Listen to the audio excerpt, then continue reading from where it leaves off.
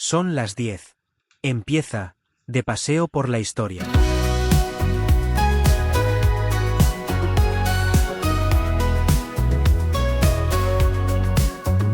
Las páginas del tiempo se despliegan ante mí, historias de valientes y de amor sin fin, desde los antiguos reinos hasta la revolución. Camino por la vida con esta canción.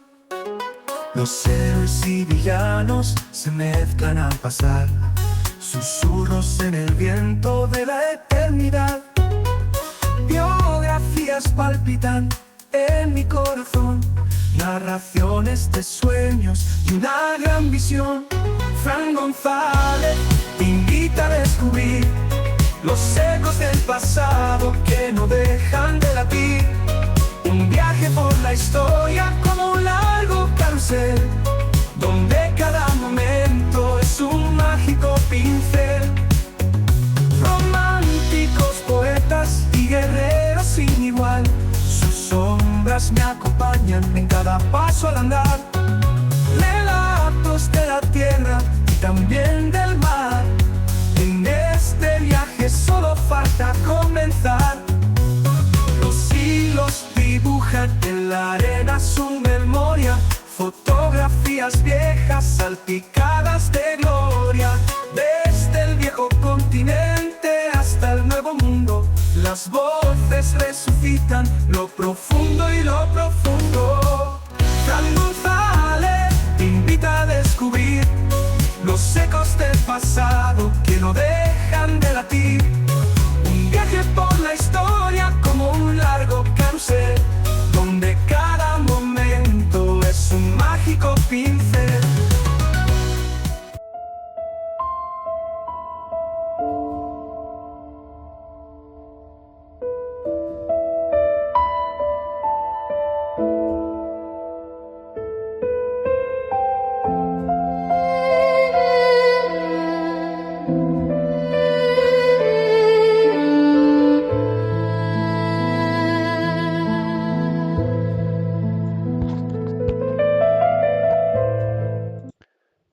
Buenas noches y bienvenidos un martes más a De Paseo por la Historia, donde hoy caminaremos junto a uno de los poetas y filósofos más importantes de la historia universal, y lo vamos a hacer con muchísimo cuidado, porque, y a falta de saber la opinión de Dios, Él es quien dicta quién va al cielo, quién al infierno y quién al purgatorio.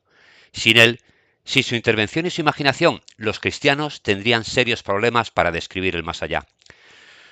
Su obra más importante, escrita en florentino, que no en latín, de lectura obligada para todos los estudiantes italianos, ya que también es considerado como uno de los padres de la lengua de ese país, su vida sigue siendo motivo de estudio a nivel teológico, filosófico o desde el punto de vista de la física.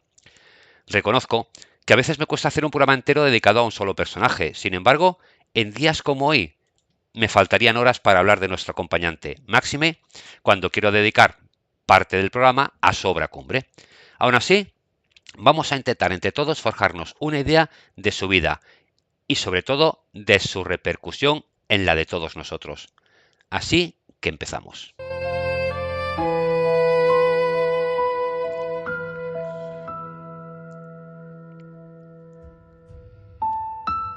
¿Qué haces cuando lo pierdes absolutamente todo?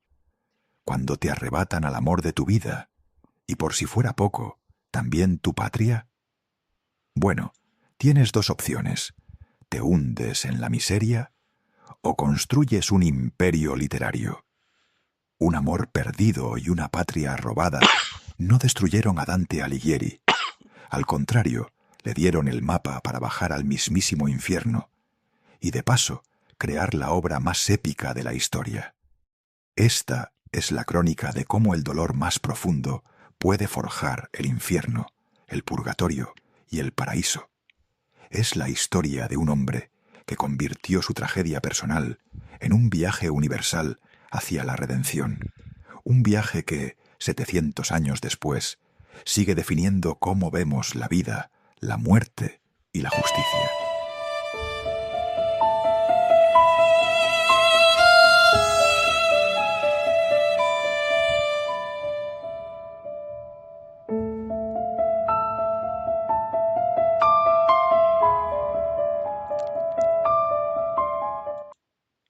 Su biógrafo fue Boccaccio, y la imagen más conocida de él se la debemos a Botticelli. Palabras mayores para este genio de la historia universal. Como todo hombre tuvo sus pecados, él mismo confiesa, de haberse extraviado en la selva oscura del mal, empujado por las tres fieras de la lujuria, de la soberbia y de la avaricia. Como todo hombre, cantó, amó, sufrió, luchó. Pero eso es Dante, que como artista se atrevió a atravesar el infierno y el purgatorio para entrar en el paraíso. Precursor de los nuevos tiempos, contempla el universo en su proyección pretérita y futura, alaba el pasado para criticar el presente y delinear un ideal para el porvenir. Y por esto es único entre los grandes creadores del arte. Además de poeta y pensador, Dante fue un político comprometido y desventurado que no encontró reposo ni recompensa lejos de las letras. Su brillante contribución a la literatura universal ha oscurecido una vida errante y desarraigada, la propia de un poeta exiliado que hubo de dejar atrás familia, fortuna y la ciudad a cuyo servicio había consagrado su vida. Para entender un poco el país que lo vio nacer, en esa época Italia era un verdadero mosaico de pequeños estados, y a tal fragmentación se sumaba la diversidad lingüística. Dante llegaría a establecer que en la propia Florencia se hablaban nada menos que 14 dialectos, sin que ninguno de ellos prevaleciera sobre el resto. Hay que tener en cuenta que estas ciudades-estado se encontraban en continuos enfrentamientos entre aquellos que se posicionaban en favor de Federico I Barbarroja, emperador del Sacro Imperio, los gibelonios y los que defendían la causa papal, los guelfos. El antagonismo entre papado e imperio se añadía también la hostilidad entre la nobleza feudal territorial y las poderosas municipalidades, cada vez más ricas y poderosas. Se desconoce el año exacto de su nacimiento, aunque suele datarse en torno a 1265 en Florencia, tomando en cuenta algunas alusiones autográficas en la Vita Nuova y en el Infierno, que se inicia en medio del camino de nuestra vida, cuando se sabe por sus obras que, siguiendo una tradición bien conocida, Dante consideraba que la mitad de la vida de un hombre eran los 35 años, por lo que si el viaje imaginario se inicia en 1300, debería haber nacido hacia el año que hemos mencionado, 1625. Algunos versos del Paraíso informan que nació bajo el signo de Gémini, es decir, entre el 21 de mayo y el 21 de junio. Dante nació en el seno de una de tantas familias adineradas que habían pretendido ennoblecerse en la pujante Florencia del siglo XIII. El padre, Alighieri de Bellincioni, había hecho su fortuna con el comercio y quiso dignificar a la familia contrayendo matrimonio con una joven noble, Begla degli Abati. Del matrimonio nació el pequeño Durante Algheri, que así fue bautizado, conocido siempre por el diminutivo con el que pasó a la historia, Dante. Poco se sabe de sus años de infancia, solo que su madre falleció cuando él no había cumplido los 5 años y que, como tantos otros muchachos de su edad y condición, fueron ayos y preceptores quienes le instruyeron en las primeras letras, principalmente en los clásicos, como Virgilio, y en la poesía universal. Cuando Dante tenía 12 años, se comprometió con Gemma, hija de Messer Magneto Donati, con la que se casó en 1291. Posiblemente en la iglesia de Santa Margarita. Dante tuvo 3 hijos con Gemma, Jacopo, Pietro y Antonia, y quizás un cuarto, Giovanni. Antonia se hizo monja con el nombre de Sor Beatrice. Tampoco se conoce demasiado sobre la educación, aunque se presume que se educaba en casa y que estudió poesía toscana. Sus centros de interés lo llevaron a conocer lugares de Provenza y la cultura latina. También se hacía evidente su admiración hacia el poeta Virgilio. Además, estudió la lengua vernácula italiana, el latín, la lengua francesa, la lengua franca de esa época, y el provenzal, y de hecho insertó algunos versos en este idioma en el Purgatorio.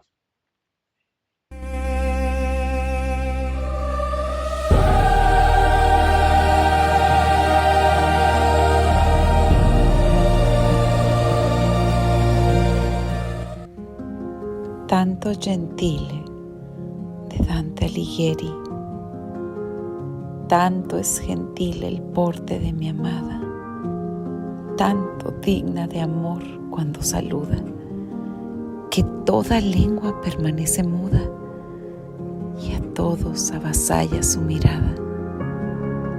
Rauda se aleja oyéndose ensalzada, humildad que la viste y que el escudo, y es a la tierra cual celeste ayuda, el humano prodigio transformado.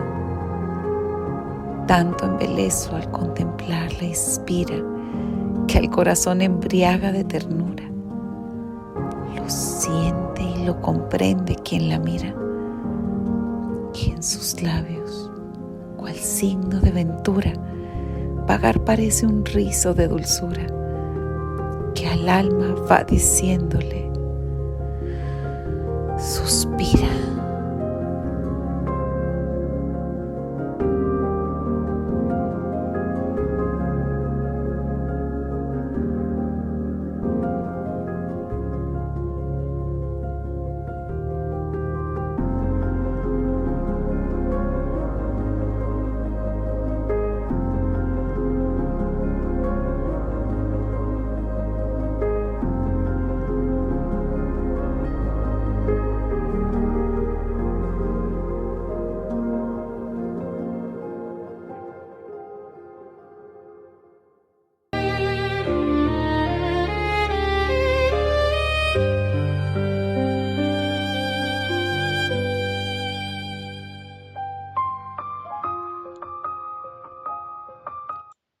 Algo que marcó fuertemente la vida del poeta sucedió siendo niño. La leyenda romántica asegura que cuando solo contaba 9 años se cruzó, mientras paseaba a orillas del Arno con la hermosa Beatriz, hija de Folco Portinari, un acaudalado prócer florentino. En su autografía, La vida nueva, Dante asegura que desde entonces Beatriz se convirtió en la dama de sus sueños, y ya no tuvo ojos para ninguna otra mujer. Beatriz encarnaba para él el ideal de la donna angelicata, mujer angelical, un concepto heredado de la poesía trovadoresca que resulta clave en el dolce stil nuovo, corriente poética de la que formó parte Dante y que influiría decisivamente en Petrarca y Boccaccio, entre otros. Es decir, Beatriz sería la mujer que más que objeto de pasión se constituye en guía y consejera espiritual, la dama angelical por la que sentir un amor casi místico, purificado y purificador. En palabras de Dante, que concede al amante la máxima elevación intelectual y espiritual. No volvió a ver a Beatriz hasta 10 años después, cuando la joven ya había contraído matrimonio con un banquero, Simoni del Bardi. Es difícil entender lo que este amor comprendía en realidad, pero fue algo sumamente importante para la cultura italiana. En nombre de este amor, Dante así dio su impronta estilo que posteriormente influenció a escritores y poetas a descubrir el tema del amor que nunca antes había sido tan acentuado.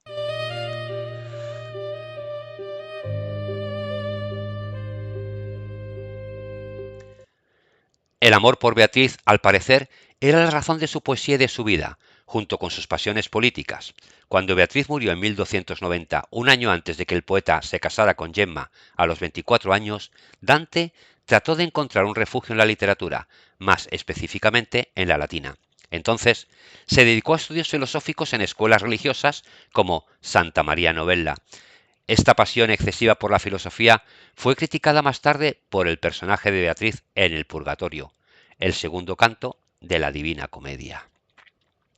El joven Dante no se mantuvo ajeno a la contienda, por el contrario, abandonó sus estudios en Bolonia y en 1289, como miembro de la familia Guelfa, combatió formando parte de la caballería en la batalla de Campaldino, que supuso la derrota de los gibelinos de Arezzo. Años después, cuando el conflicto pasó a ser un asunto interno en la ciudad, optó por alinearse con los guelfos blancos, una decisión que acabaría por acarrearle no pocas complicaciones. Dante acabó siendo doctor y farmacéutico, aunque no tenía interés alguno en ejercer esas profesiones, pero una ley emitida en 1295, el efecto de las reglas de Gia Novella, requirió que la nobleza que pretendía ocupar cargos públicos debían alistarse en uno de los gremios de la Corporazione de Arti o Mestieri. Entonces, Dante obtuvo una rápida admisión en el gremio de los boticarios. La profesión que escogió no era completamente inútil para él. Vendía sus libros en las tiendas de los boticarios, al tiempo que su nombre adquiría cierta relevancia en el ámbito político. aprovechaba de alguna manera el negocio para darse a conocer. Dante fue miembro del Consejo Especial del Pueblo entre 1295 y 1296 y posteriormente formó parte del consejo que elegía a los priores. De 1296 a 1297 fue miembro del Consejo de los 100, un órgano de representación popular. En el año 1300 fue designado como embajador en San Gimignano. También en 1300 Dante fue elegido como uno de los 6 magistrados más altos en la ciudad de Florencia.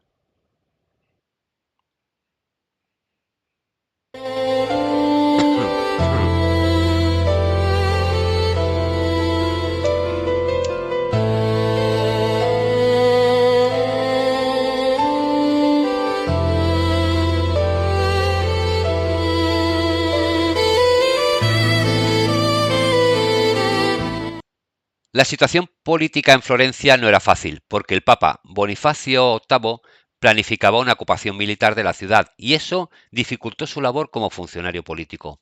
En 1301, Carlos de Valois, hermano del rey Felipe IV de Francia, visitó Florencia porque el Papa lo había elegido pacificador de Toscana.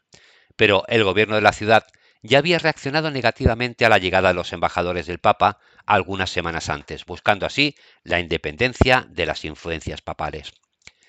Para resolver el problema, Dante fue designado como embajador y jefe de una delegación para proponer un tratado de paz, pero al llegar a Roma fue retenido por el Papa Bonifacio VIII, que pretendía tomar Florencia, para que, de acuerdo con los guelfos negros, la ciudad se anexara a los estados pontificios.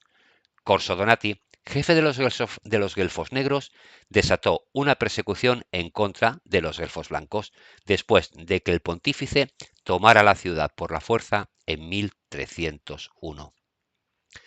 Bonifacio VIII pidió a la delegación volver a Florencia y obligó a Dante a permanecer en la ciudad.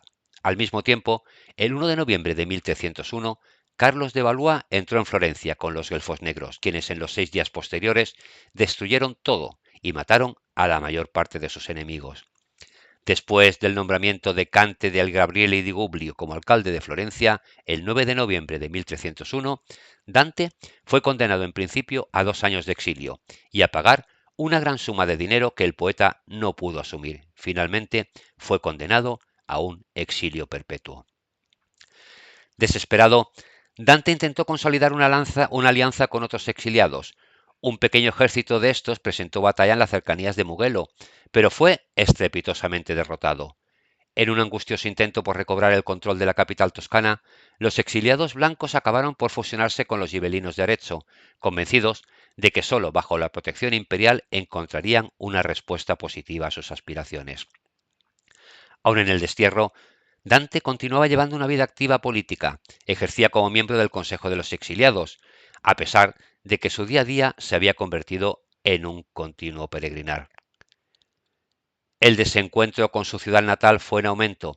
Creció el recelo hacia sus conciudadanos, a los que calificaba de perversos y pervertidos, además de incapaces y ociosos. Desarraigado y desengañado, además del papel de pontífice como pacificador, creyó que su única esperanza era el emperador. Así, cuando Enrique VII ascendió al trono del Sacro Imperio Romano, le instó a imponer su orden en Florencia. Sin embargo, Enrique desoyó sus ruegos. Poco tiempo después, tal vez atendiendo a aquellas súplicas, el emperador dirigió una expedición militar contra Florencia, pero para entonces Dante ya no quería saber nada.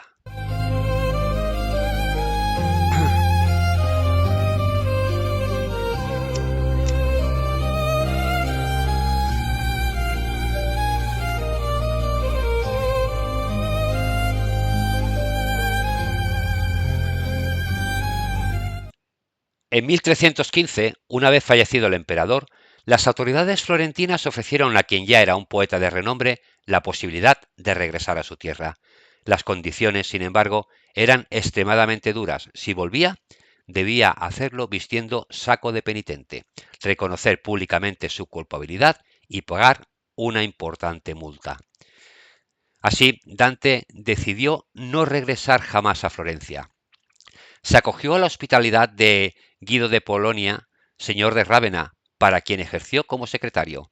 En esa ciudad residió hasta 1321, cuando, a causa de las diferencias con Venecia por la adjudicación de unas salinas, se le consignó como mediador y hubo de viajar a la ciudad de los Dux a fin de conseguir un acuerdo pacífico para el litigio. Nunca más regresaría a Florencia. Cuando Uguccione finalmente derrotó a Florencia, la pena de muerte de Dante se convirtió en el confinamiento, con la condición única de que volviera a la ciudad a jurar que nunca iba a volver a entrar. Confirmaron su condena a muerte y la ampliaron a sus hijos. Mucho tiempo esperó Dante ser invitado a volver a Florencia en términos honorables. Para él, el exilio era casi una forma de muerte, porque le despojaba de la mayor parte de su identidad. Pero, como ya hemos dicho, nunca regresó. Y finalmente murió en 1321 a los 56 años, quizás por la malaria, cuando regresaba a Rávena de una misión diplomática en Venecia. Dante fue enterrado en la iglesia de San Pier Maggiore, llamada más tarde San Francisco de Asís. Bernardo Bembo, pretor de Venecia, mostró preocupación en 1483 por sus restos y organizó su traslado a una mejor tumba. Finalmente, Florencia lamentó el exilio de Dante en 1829. Se construyó una tumba para él en esa ciudad, en la Basílica de la Santa Croce. Esa tumba ha estado siempre vacía y el cuerpo de Dante permanece en su tumba en Rávena. En la parte frontal de la tumba en Florencia se lee «Honrad al más alto poeta», pero ya lo hemos dicho, una tumba vacía. Hay quien dice que gracias a ese exilio se forjó su gran obra, la Divina Comedia, donde el poeta pasa revista a la vida que vivió y sufrió. Posiblemente es el más eximio ajuste de cuentas de la historia de la humanidad. La Divina Comedia no es solo el gran poema épico de Dante Alighieri, sino una de las obras cumbres de la literatura universal, dividida en tres partes: infierno, purgatorio y paraíso.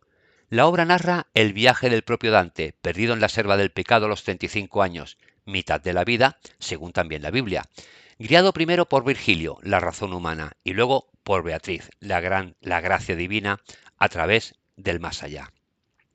Cada parte tiene 33 cantos, más un canto introductorio en el infierno, sumando 100 en total. El poema es a la vez teología medieval, autobiografía política, alegoría del alma y espejo brutal de la condición humana.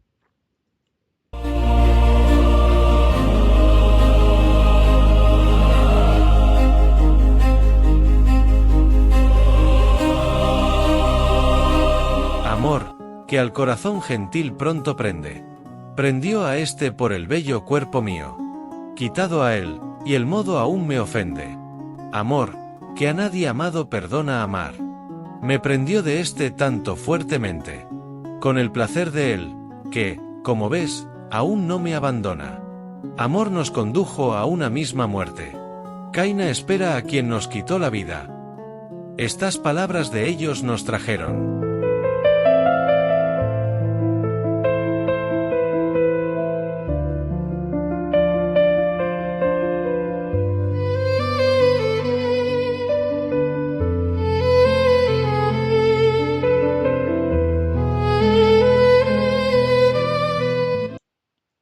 El infierno, el pecado consumado, los lujuriosos en el canto quinto.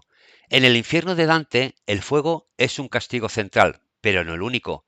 Se manifiesta de diversas formas según el pecado, como lluvia de llamas para los violentos contra Dios y la naturaleza, que incluye a los blasfemos, sodomitas, usureros, en un desierto ardiente y llamas eternas que consumen a los herejes en tumbas abiertas. Un embudo que desciende hasta el centro de la tierra, donde Satanás está congelado en el hielo del inframundo. Los pecados se castigan por contrapeso. La pena refleja simbólicamente la culpa. Los peores pecadores, traidores, están más abajo y más cerca del frío absoluto, de los vientos o el lodo, mostrando que el peor tormento es la separación de Dios, no solo el calor. Los indolentes son neutrales, aquellos que nunca eligieron entre el bien y el mal. Su castigo es correr eternamente tras una bandera que ondea, mientras son picados por avispas y moscas. Los justos no bautizados y los grandes filósofos y escritores de la antigüedad, incluido Virgilio, no sufren castigo físico, pero carecen de la esperanza de ver a Dios. Los herejes yacen en tumbas ardiendo, divididos en tres fosos para quienes se cometieron violencia contra el prójimo, sumergidos en un río de sangre hirviente, contra uno mismo, convertidos en árboles espinosos, y contra Dios, la naturaleza y el arte, en un desierto de arena ardiente. 10 fosas concéntricas, llamadas Volgias, donde se castigan diversos tipos de fraude, así como a los rufianes, aduladores, simoníacos, adivinos, hipócritas y ladrones. El círculo más profundo y el frío del infierno es un lago congelado, el Cócito, donde los traidores yacen inmersos en el hielo. En el centro, en la zona más profunda, la Judeca, se encuentra Lucifer, masticando a los 3 traidores más grandes de la historia: Judas Iscariote, Bruto y Casio. Si leemos un poquito, pues, la Divina Comedia y el infierno, sabremos de dónde vienen lo de las llamas eternas. No me voy a meter en teología. Hoy el programa está dedicado a un filósofo, a un escritor. Pero bueno, Dante es el creador del infierno tal como lo conocemos.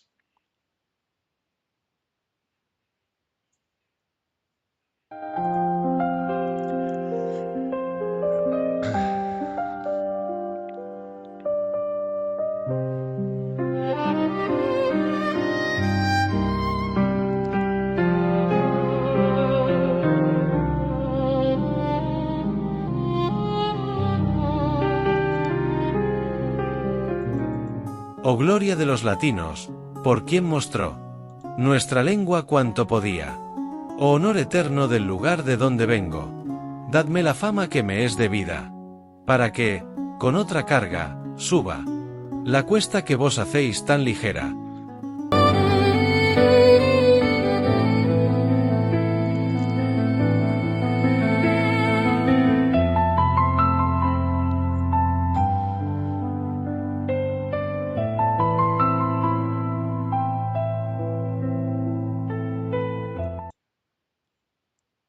El purgatorio. El encuentro con los soberbios, canto 11. Una montaña en el hemisferio sur. Aquí, las almas se purifican voluntariamente antes de entrar en el paraíso, a diferencia del infierno, donde las almas son castigadas eternamente. Todas las almas en el purgatorio están arrepentidas, en estado de gracia y destinadas al cielo. Su castigo es temporal. El ambiente ya es luminoso. Hay música, oración y una sensación de progreso. La estructura del purgatorio es un monte con 7 cornisas, círculos, que corresponden a los 7 pecados capitales, donde las almas expian sus pecados mediante penas físicas y reflexión. Soberbia. Las almas caminan encorvadas bajo el peso de las pesadas losas. Envidia.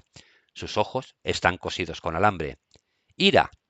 Caminan en medio de un humo denso y sofocante. Pereza. Corren sin descanso. Avaricia y prodigalidad. Yacen boca abajo y atadas al suelo. Gula. Sufren hambre y sed constantes, rodeadas de árboles frutales inalcanzables. Lujuria. Caminan en medio de llamas purificadoras. Para cada pecado, un castigo. Siempre y cuando el pecador se arrepienta. Por eso, aquí en el purgatorio expian todos sus pecados.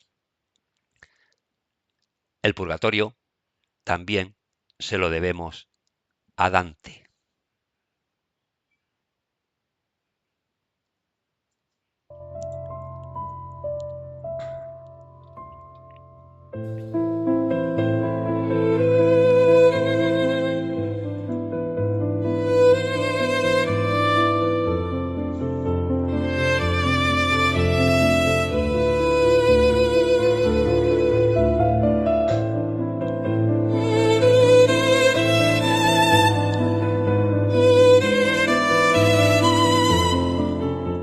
En la profunda y clara subsistencia del alto lume se me apareció 3 círculos de 3 colores y una sola dimensión. Uno parecía reflejado por el otro, como arcoíris por arcoíris, y el tercero parecía fuego, que de ambos igualmente se expiraba.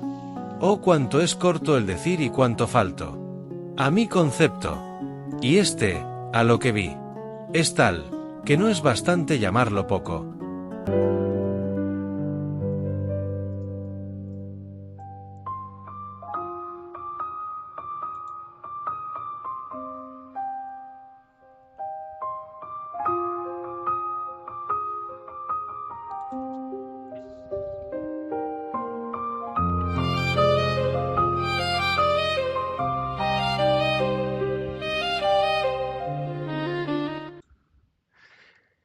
El paraíso, la visión de Dios, canto 33. Aquí la guía, quien guía a Dante por el paraíso es Beatriz, su amor de juventud.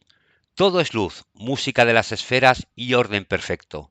El paraíso de Dante se basa en el modelo cosmológico geocéntrico de Aristóteles y Ptolomeo, estructurando en 9 esferas celestes concéntricas que giran alrededor de la Tierra, culminando en el Empíreo, la morada de Dios. A diferencia de las descripciones sombrías del infierno y del purgatorio, el paraíso es un reino de luz intensa, armonía y felicidad. Ahora entendéis, la luz y las sombras. Nuevamente, Dante. Luna, Mercurio y Venus, hogar de las almas que por diversas razones no cumplieron del todo sus votos terrenales, pero que aún gozan de la bienaventuranza.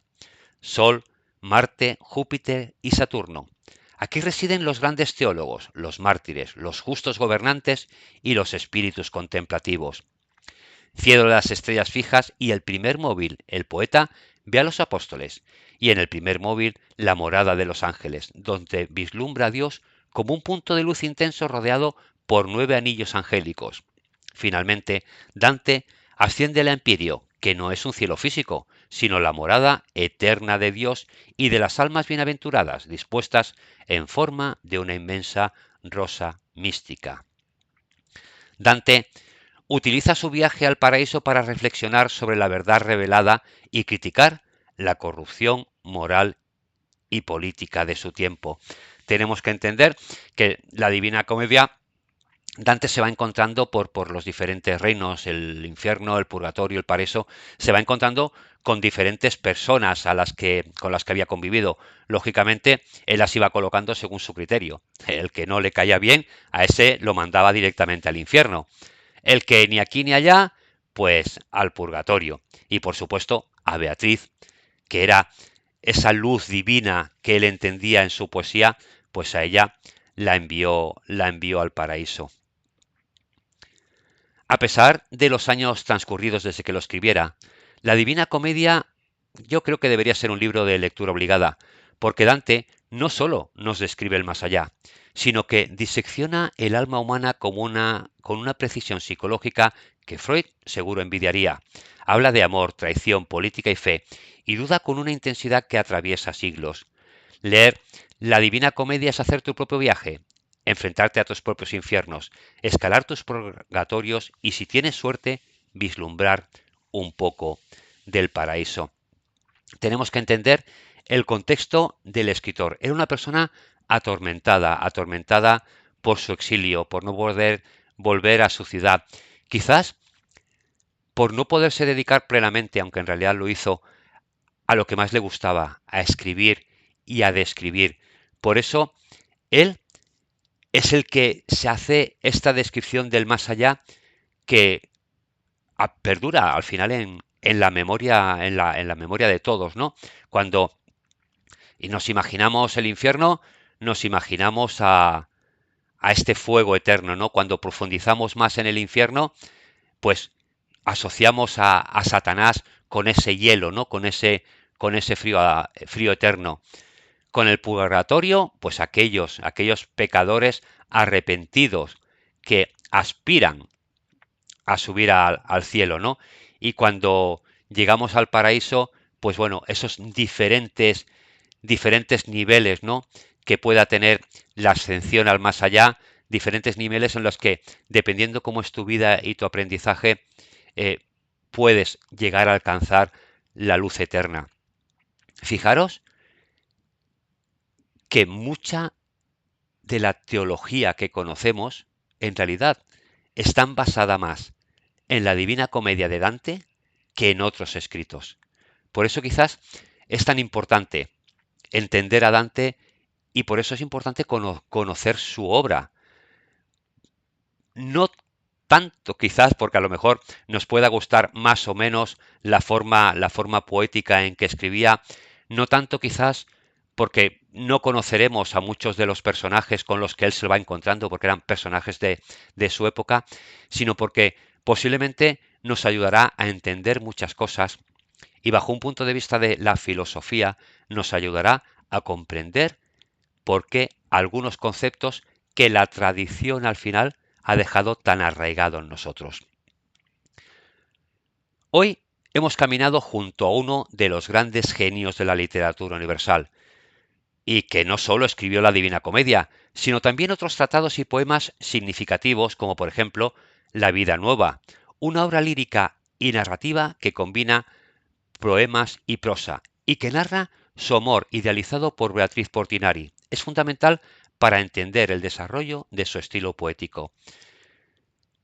Quizás, y esto ya es una percepción personal, por encima de todo para mí Dante es un poeta que marca un estilo. Posiblemente el primer autor que hace un reflejo de este amor romántico idealizado, ¿no? A diferencia, por ejemplo, luego de Boccaccio, ¿no? Boccaccio el amor lo narra de otra forma, ¿no? Lo narra como más mundano, aunque es verdad que también se reflejaba mucho en Dante. Dante también fue filósofo y escribió El Convivio, que es un tratado filosófico en prosa escrito en italiano vulgar, que es como se le denomina a lo que era el dialecto florentino. Lo hacía con una lengua que todo el mundo pudiera entender, con el objetivo de difundir el conocimiento a un público más amplio. Se presentó este libro y se le reconoce como un banquete de sabiduría, algo que también pretendía Dante en sus escritos filosóficos era que todo el mundo los entendiera. No se rodeaba de palabras rebuscadas ni de conceptos de estos que después de leerlo te tienes que pasar media hora pensando a ver qué intentaba el escritor decirnos. No, en este caso Dante lo hacía en un lenguaje que fuera entendible, en este caso para los florentinos, que era para quien él escribía realmente, no para su ciudad. Y lo hacía para que todo el mundo lo pudiera entender, para que todo el mundo pudiera entender estos pensamientos.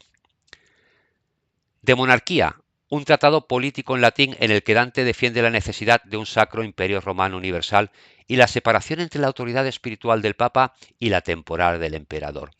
Aquí, que ya escribe en latín, porque esto quizás ya no iba tan dedicado al pueblo, sino realmente a aquellos que tenían cierta cuota de poder, es cuando Dante defiende un gobierno, en este caso él lo escribe en la época en que está a favor del Sacro Imperio Romano, ¿no?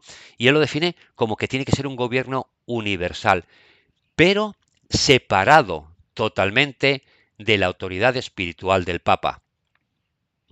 Él entiende que el reinado de un emperador es temporal, pero que la autoridad del Papa también tendría que ser temporal.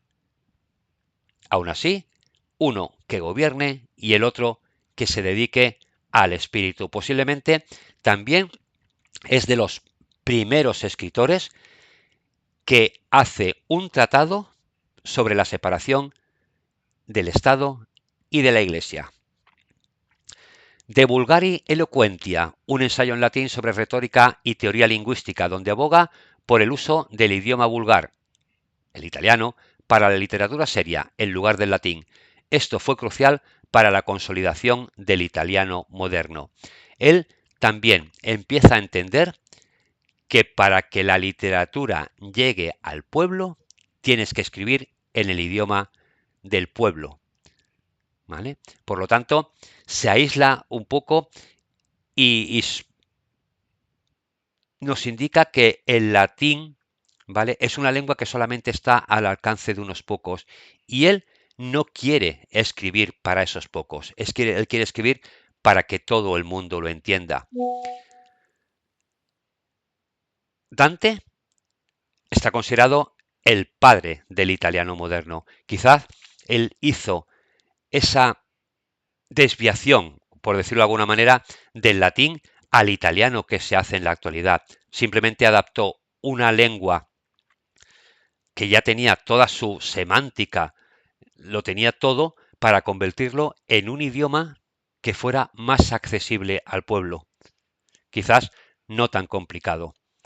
Así que hoy hemos caminado junto a Dante Alighieri, que no solo nos dejó ensayos sobre lingüística, nos dejó tratados políticos, nos dejó tratados filosóficos y nos dejó su poesía, sino que además nos dejó o nos legó a toda la humanidad su obra cumbre, la Divina Comedia. Para acabar con nuestra pista musical de hoy, lo vamos a hacer con una canción que, mediante la metáfora del paraíso y el infierno, como no podría ser menos, nos habla de la dualidad en el amor y las relaciones, donde las experiencias emocionales pueden ser tanto fuente de felicidad como de dolor y desilusión. Así que, gracias por acompañarme. Nos encontramos la semana que viene con un nuevo personaje o un nuevo momento de la historia. Disculpar por mi voz y algún tos que se me ha escapado por ahí. El invierno todavía me sigue haciendo sus estragos. Y ahora sí, os dejo con Sissy Catch y Heaven and Hell.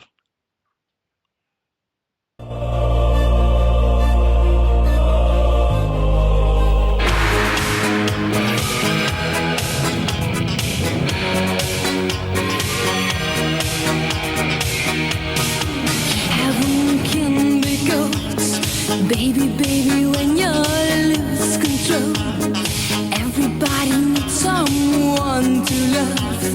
Be careful in the night, he can't hurt you more. Baby, baby, as he did before. Come on, baby, keep your hands up in the gypsy night. It will come and go. Everybody knows. You make your own heaven and hell. Daytime lovers, love for sale. You make your own heaven and hell. Letters full of tears will tell. He takes your heart, I know him well. You got no time to lose for heaven and hell.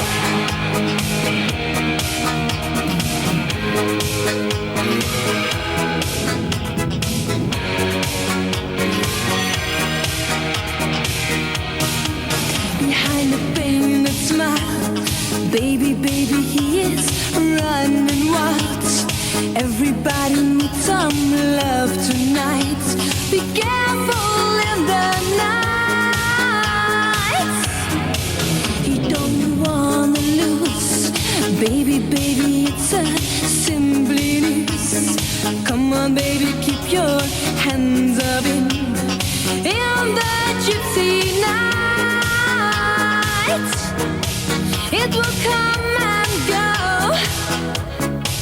Everybody knows. You make your own heaven and hell. Daytime lovers, love for sale. You make your own heaven and hell. Letters full of tears will tell. He takes your heart, I know him well. You got no time to lose for heaven and hell. You make your own heaven and hell. Daytime lovers, love for sale. You make your own heaven and hell. Letters full of tears will tell. He takes your heart, I know him well. You got no time to lose for heaven and hell. For heaven and hell. For heaven and hell.